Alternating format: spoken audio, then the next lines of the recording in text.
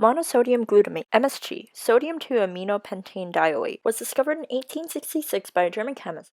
Well, great! Now we can use this in our frozen and prepackaged foods for amazing taste, right?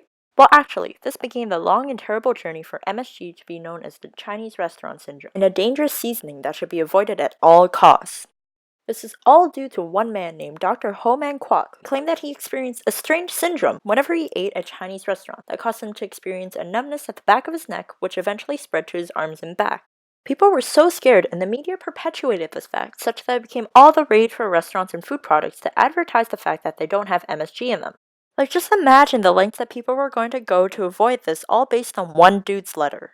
Oh, but that's not all. Over the next few decades, academics have conducted studies on MSG and found even more symptoms, including headaches, more numbness, higher blood pressure, obesity, and even diabetes. But guess what? You can just throw all of that out the window. It's just all one huge lie. Of the 19 studies done to test the effects, only 6 use actual food and cannot be properly analyzed due to bias. And because of that dude's initial letter and the subsequent bogus studies, the media has been perpetuating fake news, just like Donald Trump spouting out that climate change is not real. Because if MSG is so bad for you, then why doesn't everyone in Asia have a headache? MSG is harmless. The FDA and Canada Health cleared this entire matter long ago.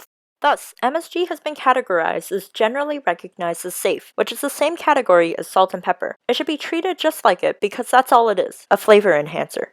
And to those who do have a hypersensitivity to MSG, well, that sucks for you. It just means you have a sensitivity like people have allergies to peanuts and fish. And of course there are exceptions, because anything taken in large enough doses is going to be bad for you. So please, just let the rest of us enjoy the delicious taste of mild and savory beef stock and how it brings out the flavors in food. But seriously, you, the people, need to know that MSG is not actually bad for you. The media has just been putting MSG in a bad light. In fact, MSG is the sodium salt version of glutamic acid, which is one of the most abundant and naturally occurring non-essential amino acids to exist. We need it in order to make protein, and in turn survive.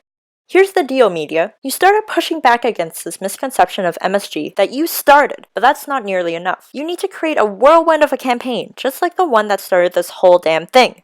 You need to be spouting from the rooftops that MSG is completely and utterly fine and change everyone's minds. Because here's what I'm going to suggest for the rest of you guys.